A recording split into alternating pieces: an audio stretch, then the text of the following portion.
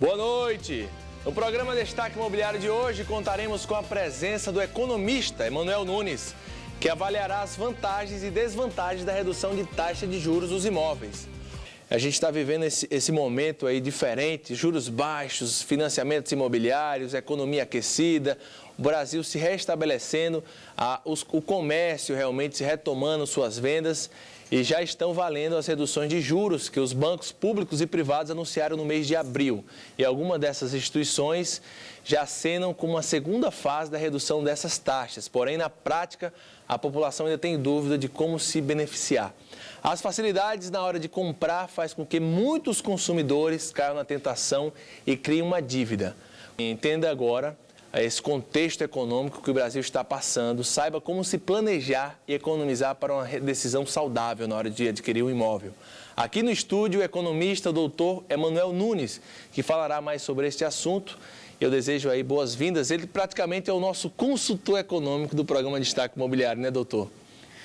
Pois é, agradeço mais uma vez o convite. Uma boa noite a todos os ouvintes da TCM. Estou à disposição. Doutor Emanuel Nunes, o senhor já veio aqui outras vezes, foi muito feliz nas colocações, repercutiu positivamente no programa Destaque Imobiliário. Nós temos uma gama de empresários que acompanham e o programa também ele serve como orientador para as tomadas de decisões, né? O Brasil hoje está vivendo um momento, desde muito tempo, muito importante de crescimento, ignada alguns entraves, às vezes a economia dá aquela desacelerada, mas retoma. A gente está vendo essa política, queremos entender um pouco da situação macroeconômica, né? O Brasil aumentando essa alíquota aí da importação, influenciando principalmente o consumo do mercado interno, a cadeia produtiva do Brasil. Isso aí vem fomentando negócios empresários locais, né? E todo mundo de olho no Brasil, porque é a bola da vez. O Brasil é a grande geradora de riqueza do mundo, produtos naturais, uma vasta extensão territorial, questão da água, uma disponibilidade de água, questão de um povo trabalhador, a cultura, a educação está realmente tomando o seu espaço, apesar dos pesares, mas pelo menos a consciência já apareceu que os meios cognitivos, que são universidades, o conhecimento, a informação, hoje ela é primordial e essa consciência já foi tomada. Agora, o passo é realmente cada um fazer o seu papel, desde a política aos órgãos, às instituições públicas que vêm nessa mudança, pelo menos de conceito, e depois a mudança de postura. Então, doutor, gostaria de entender a situação macroeconômica e a posição do Brasil nesse cenário. Bom, um dos pontos que chama a atenção, né, do Brasil no mundo, isso não é de agora, é o próprio potencial que o país tem, né, com relação a recursos naturais, com relação à capacidade de infraestrutura, né, que o país tem construído ao longo do tempo e principalmente uma estabilidade macroeconômica que vem, principalmente desde 94, com o Plano Real, que vai fazer 20 anos, daqui a 2 anos, em 2014, e que trouxe para o país uma mentalidade nova, né, até então, de estabilidade, de segurança e de longo prazo. O país sempre viveu antes num período de inflação que vivíamos numa roleta russa, numa montanha russa, aliás, desculpa, e que depois de 94, com o Plano Real, o país passou a ficar mais estável. E as instituições do país, a partir das regras, a partir das normas, né, que regulam a economia, passaram a ficar mais fortes, mais sólidas, dando ao país uma sensação maior e real de segurança e de sustentabilidade. E coincidentemente, esses 20 anos vêm coincidir com a Copa do Mundo no Brasil, que é uma oportunidade do Brasil estar em evidência, né? E é a oportunidade do Brasil também se reestruturar na questão de estradas, questão de infraestrutura. A gente torce e espera para que isso tudo aconteça, né? E tem que acontecer.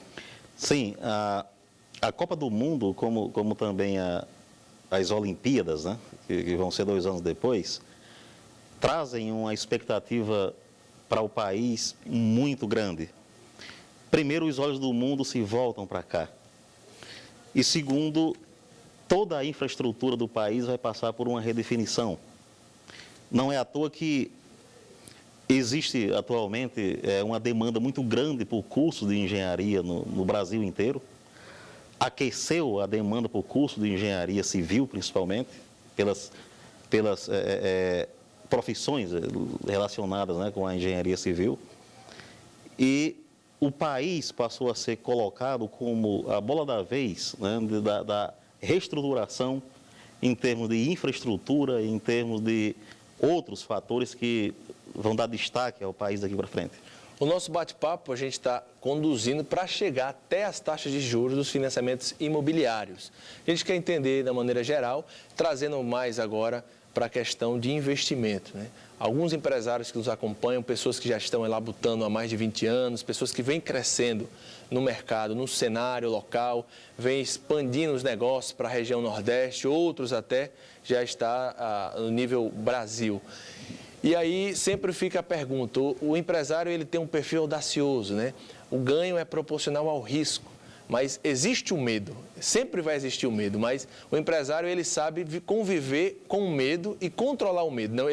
O medo não intimida, mas existe, é importante assistir o cenário, as decisões, o que está acontecendo. Então, os financiamentos estão esticados, né? Os financiamentos dilatados, coisa de 30, 20 anos, e a taxa de juros baixa.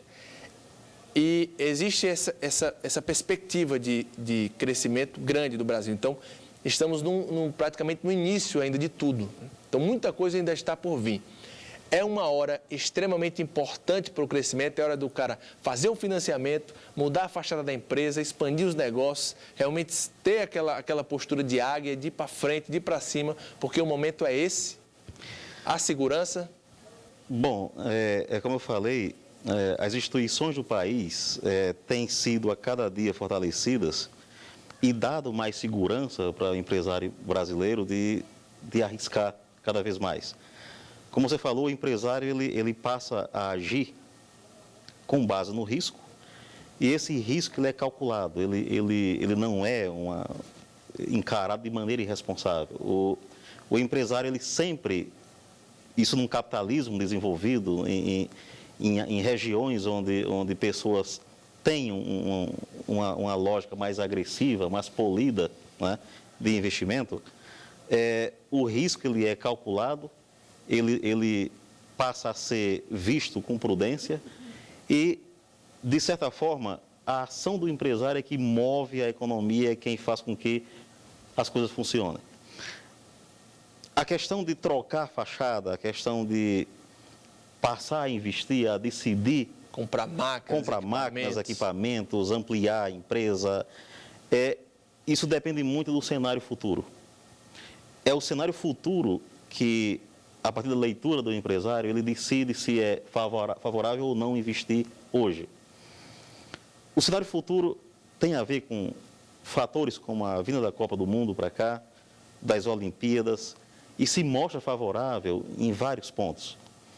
Então, setores ligados principalmente à hotelaria, a serviços, né, como restaurantes, como transporte, como mobilidade em geral, como tecnologia de ponta, como comunicação, como mídia, e por diante, qualificação, são setores que são fundamentais e que são o alvo natural desse período. Então, para você investir, você precisa saber quais os setores principais que vão dar destaque ou são potenciais para um futuro que se desenha principalmente com a Copa do Mundo que vem aí. Nosso bate-papo continua falando sobre negócios, falando sobre economia. Todo mundo gosta, todo mundo tem que estar por dentro do que está acontecendo, não só no Brasil, não só assim, bem como no mundo, e refletir diretamente aqui no mercado de Mossoró. E no mercado da construção civil também, que é um dos principais agentes que impulsionam a economia no Brasil.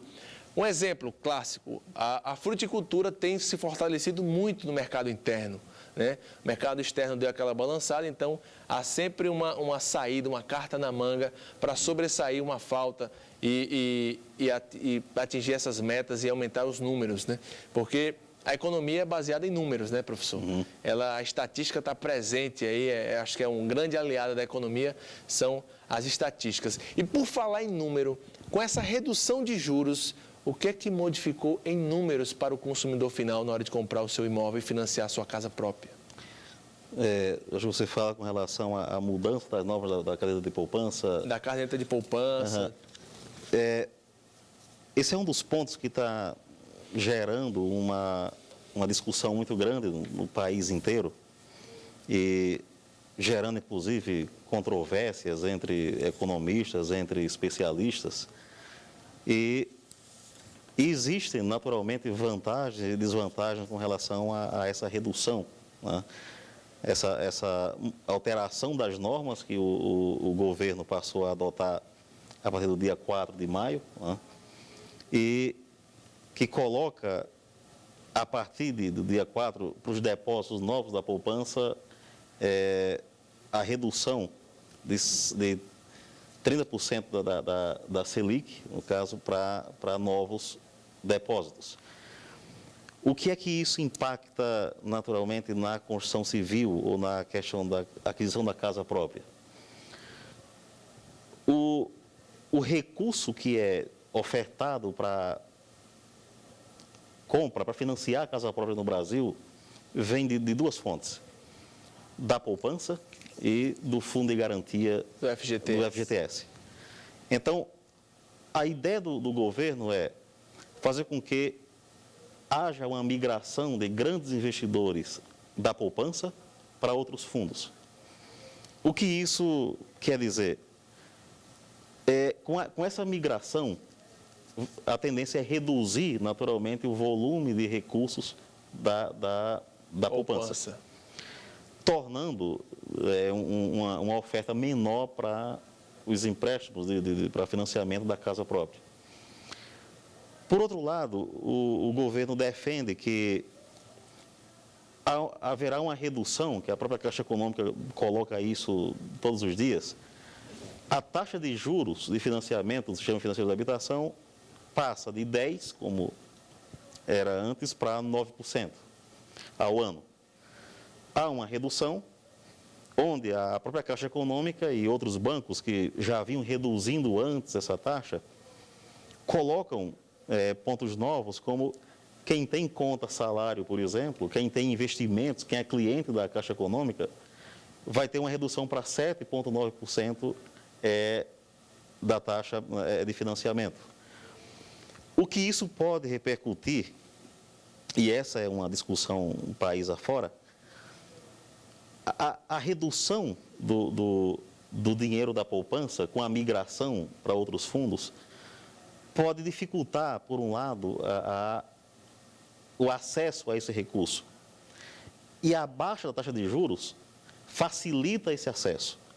Aí é quase contraditório, né? Exatamente. Rapar o taxa no popular, e aí cria demanda e não tem o dinheiro disponível. Exatamente. Cria demanda, por um lado, quando baixa a taxa de juros, quando baixa a taxa de financiamento, e, por outro lado, reduz a oferta monetária, né, para a aquisição do imóvel. E essa matemática dá em quê?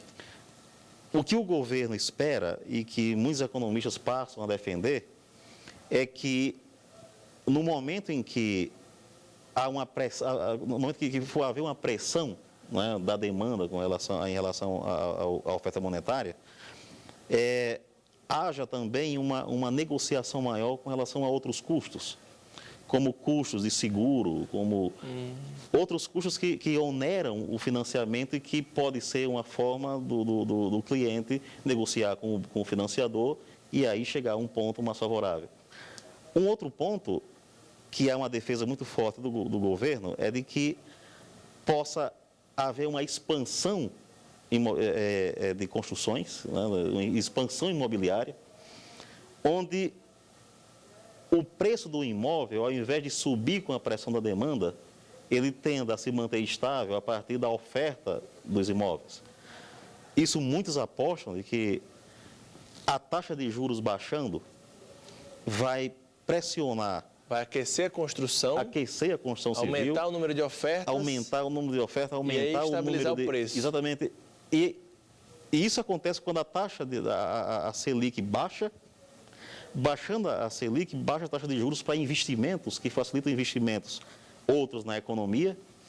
E pode baixar o preço também de alguns outros produtos que acaba compensando isso com relação à taxa da poupança diminuída para o financiador do imóvel. Isso influencia também nos insumos da construção civil? Sim, totalmente.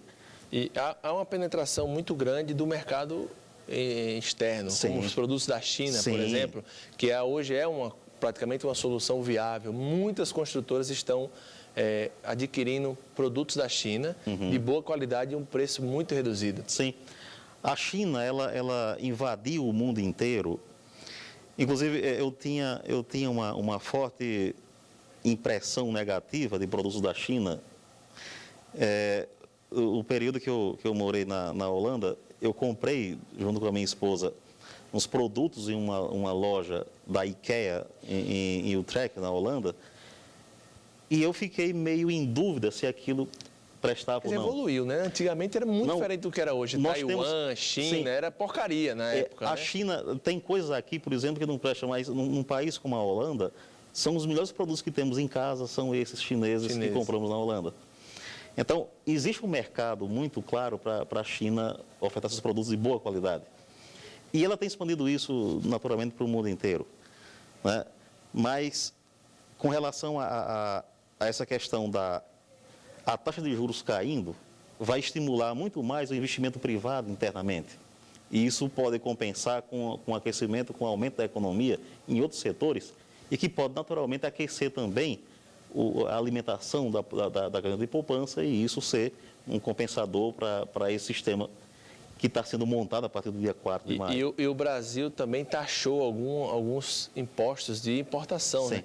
Ele não pegou mais por baixo. Vamos dar um exemplo. Ele entrava R$2 e era tributado em cima de R$2. Hoje pode ser de R$2, vai tributar numa taxa mínima, como se entrasse a 15, né? Para não ter aquela sonegação fiscal que existia antigamente. O produto entrava lá embaixo, era tributado por baixo, e aí tinha essa margem de sonegação muito grande. Então, existe esse bloqueio, tanto nos automóveis, como aconteceram na indústria automobilística, né? Pegaram o pessoal de surpresa, muitas empresas de fora entraram no mercado e estavam dominando, e aí o governo deu uma freada, deu uma desacelerada nesse mercado automobilístico, né? Exatamente. A economia, ela é uma ciência de causa e efeito. Quando você mexe num mecanismo tipo câmbio, taxa de juros, você mexe com vários setores. Se você quer limitar a entrada de carros importados, você mexe no câmbio, você mexe no imposto de importação, você mexe em outros pontos, em outros mecanismos que limitam a entrada dos de fora e aquece a produção interna.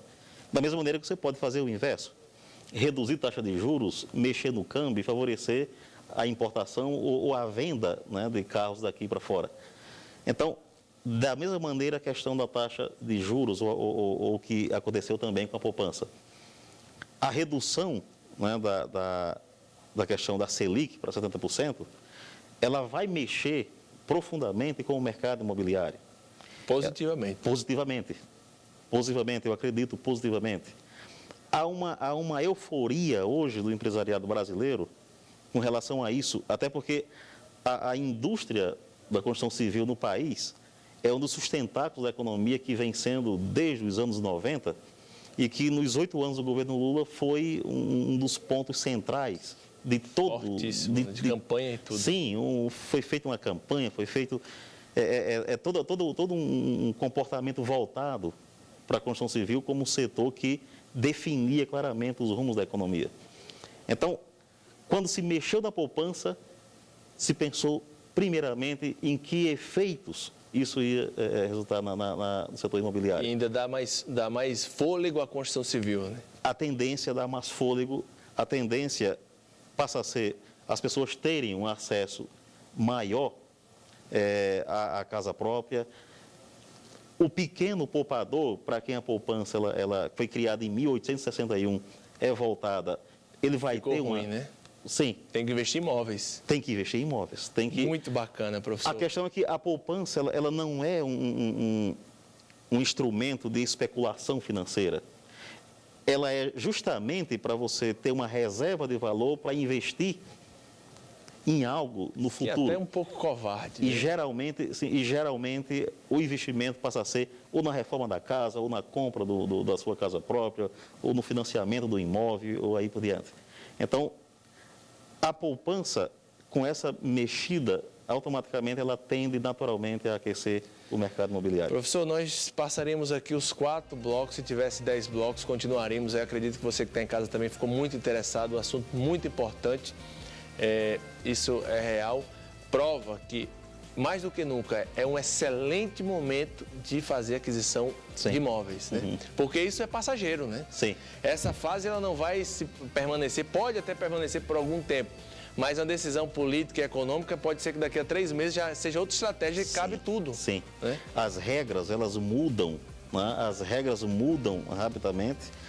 Houve todo um incentivo, desde o último mandato do governo Lula, e que ainda permanece, onde as regras do sistema financeiro foram todas colocadas para facilitar a aquisição da casa própria. Foram baixados os impostos, como o IPI, foram baixados a alíquota de exportação, cheque especial.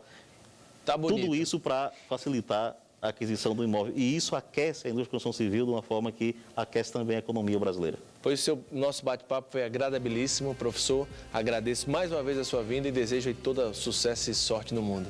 Tá, muito obrigado, eu que agradeço, estou à disposição. Muito obrigado pela sua audiência. Se você está com dificuldade em comercializar o seu imóvel, se você está com dificuldade de adquirir o seu imóvel, regularizar o seu bem, o seu patrimônio, tirar a sua escritura pública, fazer aquela bendita avaliação atualizada, você está no lugar certo. Está com quem tem mais de 10 anos de experiência, quem distribui informação e conteúdo ao longo dos 10 anos. Temos uma rede de corretores parceiros agregados ao nosso trabalho e você pode contar com a minha participação. Deixe sua pergunta nos comentários abaixo que eu, Davidson Neri, pessoalmente irei responder com maior atenção e maior carinho. Deixa também o teu endereço de e-mail, deixa um like, faça inscrição no nosso canal do YouTube, seja muito bem-vindo. A sua participação é extremamente importante.